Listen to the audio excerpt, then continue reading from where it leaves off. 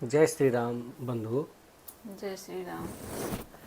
आज के इस ब्लॉग में मैं अपने अनुभव की बात करने जा रहा हूँ। संसार में कोई कोई व्यक्ति काफ़ी उन्नति कर जाता है, कोई कोई उन्नति करने से रह जाता है।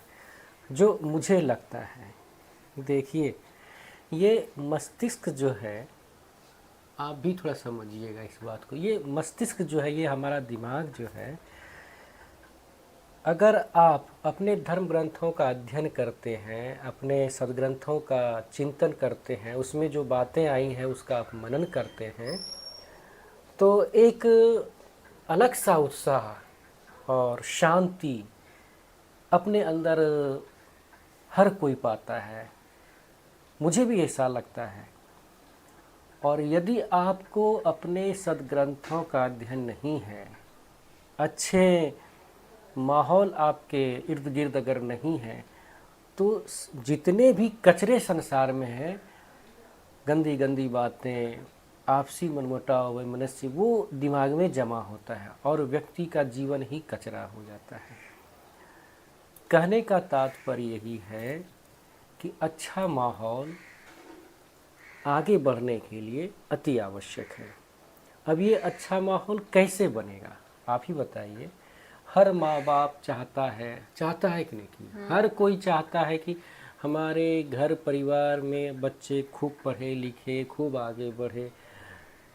तो भाई ऐसे नहीं होता है। उसके लिए एक माहौल घर में रखना पड़ता है, और वो आप ज़बरदस्ती नहीं रख सकते। जब तक आपके अंदर वो भाव, कोमलता, वो प्रेम, वो समरसता नहीं आएगी, तब तक घर का माहौल वो खुशनुमा नहीं हो सकता है। उसके लिए ज़रूरी है कि वो खुशी को कमाया जाए। और सदग्रंथों में ऐसे ऐसी कहानियाँ हैं, भगवान के इतने दिव्य संदेश हैं, भक्तों की ऐसी ऐसी कथा है, और पीड़ा भरी जिंदगी में इतने कष्ट को सहते हुए भक्तों ने जिस प्रकार से भगवान के प्रति अपना प्रेम और विश्वास को जताया है, वो जब पढ़ते हैं या उन कथाओं को सुनते हैं, तो जीवन में शांति और अपार आनंद का अनुभव होता है। अगर आप इस बात को पकड़ लेते हैं, तो आपके द्वारा घर में एक ऐसा, मतलब कहते हैं ना, वेव आप समझ ही रहे हैं कि एक तरंग, ऐसा तरंग आपसे वो निकलता है कि भाई ये आदमी कितना प्रसन्न रहता है। बाकी सदस्य समझते हैं और धीरे धीरे सब कुछ ठीक होने लगता है। सनातन धर्म के ग्रंथों में जैसे कि भक्तमाल क्या है? भक्तों का ही केवल चरित्र है। सतयुग से लेकर के 15वीं शताब्दी तक, इस कलयुग के 15वीं शताब्दी तक में जो भक्त हुए चारों वर्णों में, उनके चरित्रों का जो वर्णन आया है, बिल्कुल हृदय को छू लेने वाला है।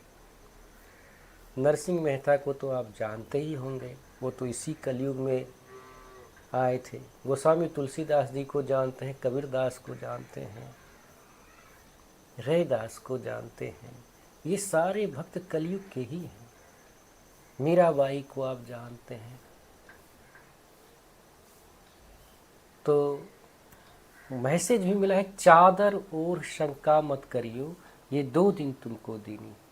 ये मनुष्य का शरीर जो है, परमात्मा से, भगवान से मिलने के लिए ही दिया जाता है।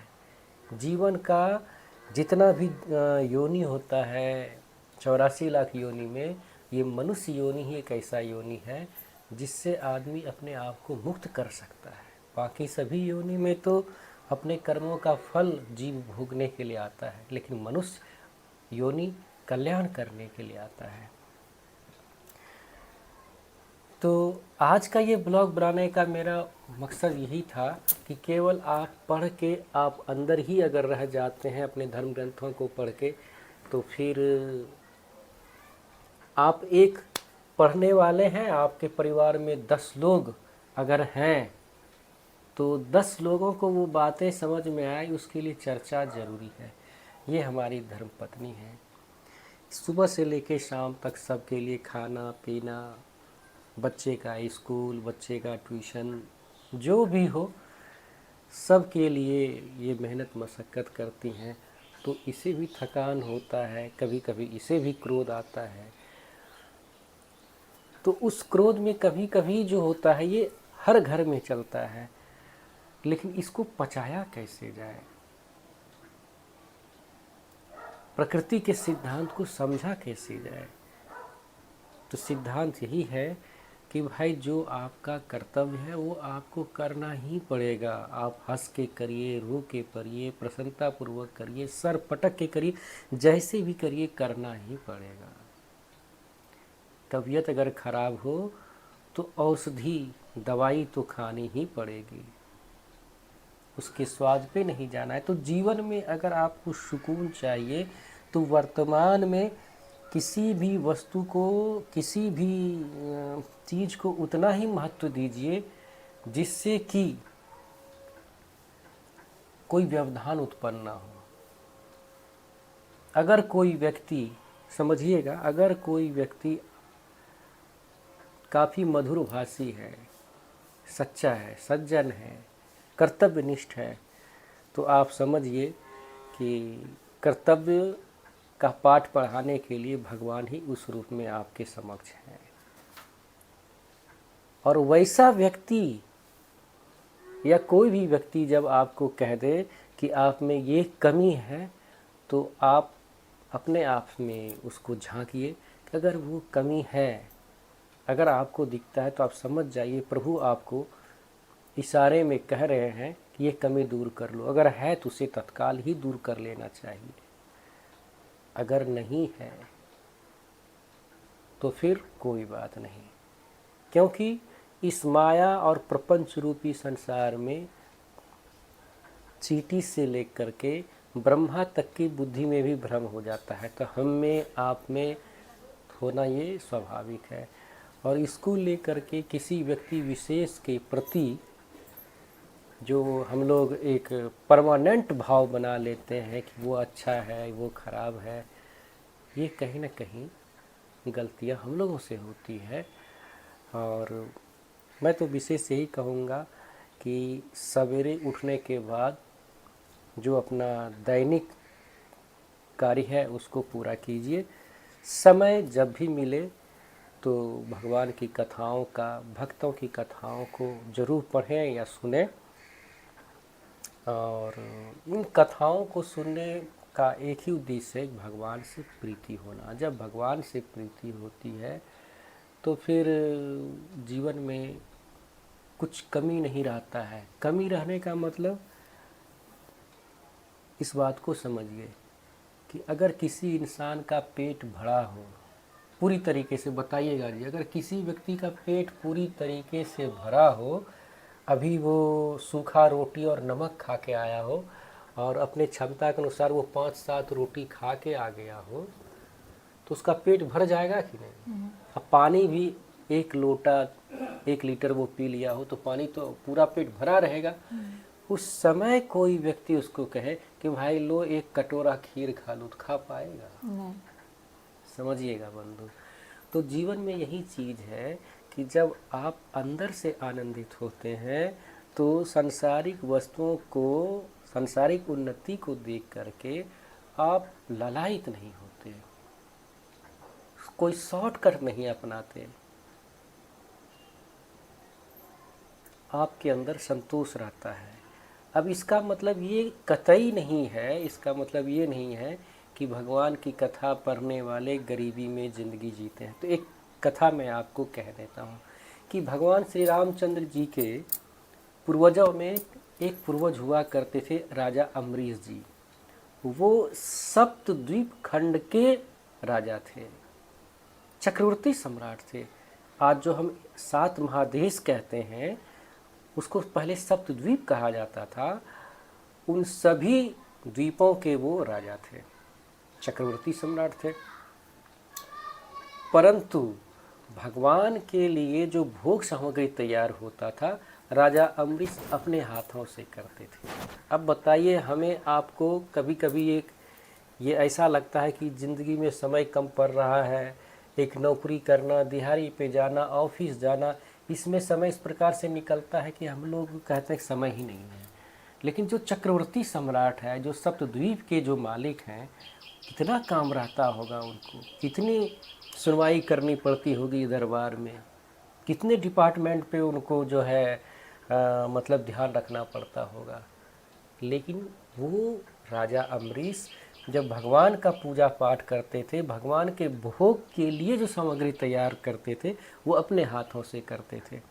तो गर्मी का समय था और राजा अम्बरीश चक्की, पहले चक्की चलता था आटा को, गेहूं अनाज को पीसने के लिए, वो चक्की चला करके आटा तैयार कर रहे थे और उनके पीठ पे थोड़े थोड़े पसीने का बूंद आ रहा था। तो भगवान देखिए अपने भक्तों का किस कदर ख्याल रखते हैं। तो भगवान नारायण श्री हरि विष्णु पीछे खड़े होकर के अपने पीताम्बर से ऐसे ऐसे हौंक करके कपड़े से उनको हवा दे रहे थे। तो जब राजा अम्बरीश को वो हवा लगी तो पलट के देखते, अरे प्रभु आप। और राजा अम्बरीश ने उस समय जो भगवान से कहे, प्रभु आप ऐसा मत कीजिए, ये आपको शोभा नहीं देता। तो भगवान भी उस समय उत्तर देते, जो मेरा अनन्य भक्त होता है, हम तो उसके दास रहते हैं, उसी में मुझे आनंद आता है। आप राजा अम्बरीश को बताए कि तुम सप्तद्वीप के सम्राट हो, तुम्हें ये चक्की चलाना शोभा देता है, तुम मत करो। तो भाव यही है मित्रों कि भगवान की कथा, अध्यात्म को जीवन में लाए बगैर आप कैसे शांति से रह सकते हैं? आप बिल्कुल नहीं रह सकते। साधन तो जुटा लीजिएगा, लेकिन साधन के बीच में भी आप परेशान रहिएगा। तो सबसे बड़ी संपत्ति, सबसे बड़ी कमाई, पहले घर में खुशहाली। और वो खुशहाली तभी आता है जब अच्छे व्यक्तियों का, महापुरुषों के चरित्र को जब सुना जाता है या कहा जाता है, तो परिवार के सदस्यों को उसका ज्ञान होता है। अब घर में ऐसे ऐसे बुजुर्ग भी होते हैं, हम तो बच्चे को सुना सकते हैं, समझा सकते हैं, लेकिन कभी कभी ऐसा भी परिस्थिति बनता है कि आप धर्मात्मा हैं, सिर्फ आप ही हैं, और घर के जो आपसे सीनियर लोग हैं वो भी भगवान के भक्त हैं मगर अपने हिसाब से, और आपका कोई प्रवचन उसके ऊपर चलने वाला नहीं है। तो वैसी स्थिति में आपको परेशानी हो सकती है, लेकिन आप परेशान मत होइए। ये कहना मेरे लिए बहुत सरल है, लेकिन मैं इस बात को समझता हूँ कि ये एक दिन की बात नहीं है, तो ये तो चलता रहता है क्रम। तो फिर भी आपसे हाथ जोड़ के निवेदन करते हैं कि भगवान की कथा और समय मिलने पे भगवान का नाम जप, भरपूर नाम जप, अगर ऐसा आप करते हैं तो मुझे लगता है कि आपके जीवन में फिर किसी चाह की ज़रूरत नहीं होगी। जितना भाग्य, प्रारब्ध और प्रभु के संकेत से मिलेगा वही हमारे आपके लिए पर्याप्त होगा। और मुझे तब अंदर में ये भाव आता है, करते हो तुम कन्हैया, मेरा नाम हो रहा है। नाम होने का मतलब कि बस सब काम हो रहा है, सब काम जही के सुमिरन ध्यान ते, बनत सकल शुभ काज, सो गणेश वाणी सहित ज्ञान दीजिए आज। बाबा तुलसीदास भी श्री रामचरितमानस की रचना करते वक्त पहले श्लोक में उन्होंने श्री रामचरितमानस बालकांड का पहला श्लोक जो है उसमें उन्होंने भगवान गणेश, विघ्नहर्ता गणों के स्वामी भगवान गणेश और बुद्धि विद्या की अधिष्ठात्री देवी माँ सरस्वती का उन्होंने वंदन किया। और इसलिए वंदन किया उनको राम भक्ति मिले, राम जी के चरणों में प्रीति मिले। सम्मान सभी का कर रहे हैं, लेकिन मांग एक ही है, प्रभु के चरणों में प्रीति। तो हमें भी इस बात का ध्यान रखिए, जो भी कर्तव्य हो, जहाँ भी जो कर्तव्य आपको लगे वो कीजिए, लेकिन अपने किसी इष्ट से आप प्रीति आपकी बनी रहे, इसलिए सबसे यही आशीर्वाद लीजिए, सबसे यही विनती कीजिए। अगर इस चीज़ को आप पकड़ लेते हैं तो फिर आपके जीवन में मुझे लगता है कि जो भी होगा अच्छा ही होगा। तो इस बात को आप समझिएगा। और मुझे लगता है कि अध्यात्म इतनी बड़ी चीज़ है कि मेरे पास शब्द का अभाव हो जाता है, मैं आपको कैसे समझाऊं। तो आप अपने और अपने परिवारजनों का ख्याल रखें। और पहली बार अगर इस वीडियो को देख रहे हैं तो हरि भक्त दीपक को आप ज़रूर फॉलो कर लीजिएगा, सब्सक्राइब कर लीजिएगा और अपने प्रियजनों के बीच शेयर कीजिएगा। तो मिलते हैं अगले ब्लॉग में, तब तक के लिए जय श्री राम। रहे न संकट, रहे न भय, सदा रहे निर्भय, नाम हरि का लीजिए, चरण कमल पर ध्यान धर लीजिए। जय सिया राम।